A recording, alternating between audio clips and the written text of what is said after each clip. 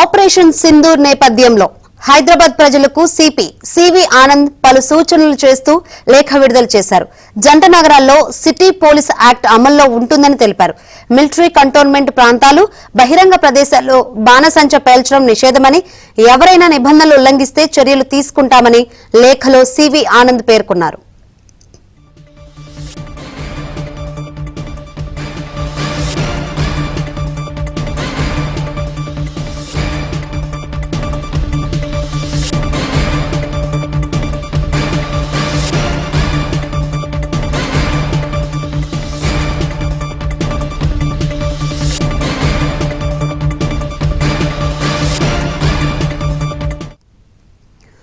Operation Sindoor నేపథ్యంలో హైదరాబాద్ ప్రజలకు CP CV Anand పలు సూచనలు చేస్తూ లేఖ విడుదల చేశారు.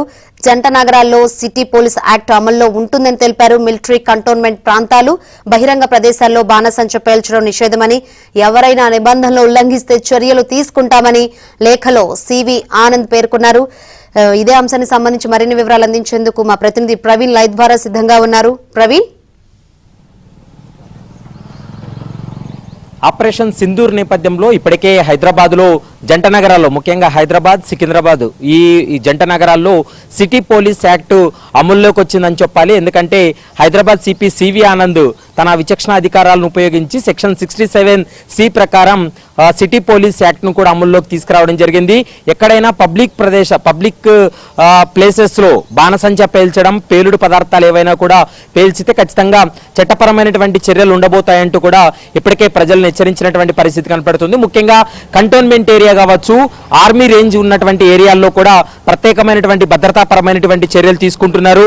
ఒకవేళ ఏదైనా వేడుకల సందర్భంలో కావచ్చు, ఇతరత్ర కార్యక్రమాల్లో ఈ యొక్క అంటే టపాసులు పేల్చినప్పుడు ఖచ్చితంగా దాన్ని మరొకలాగా డైవర్ట్ అయ్యేటువంటి అవకాశం ఉంటుంది.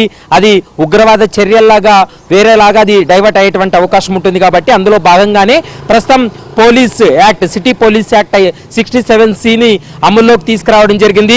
ఎవరు చట్టాన్ని ఉల్లంఘించినా వారిపై కఠినంగా చర్యలు తీసుకుంటామనేటువంటి అంశాన్ని ఇప్పటికే హైదరాబాద్ సిపి సివి ఆనంద్ తన లేఖలో కూడా స్పష్టం చేసినటువంటి పరిస్థితి కనపడుతుంది. జంట నగరాల్లో ముఖ్యంగా బహిరంగ ప్రదేశాల్లో సమావేశాలు ఏర్పాటు చేయడం కానీ, లేదా టపాసులు పేల్చడం కానీ, ఇతరత్ర శబ్దాలు వచ్చేటువంటి ఏవి కూడా బహిరంగ ప్రదేశాల్లో పేల్చవద్దంటూ కూడా ఇప్పటికే పోలీసులు కూడా ఆదేశాలు జారీ చేసినటువంటి పరిస్థితి కనపడుతుంది.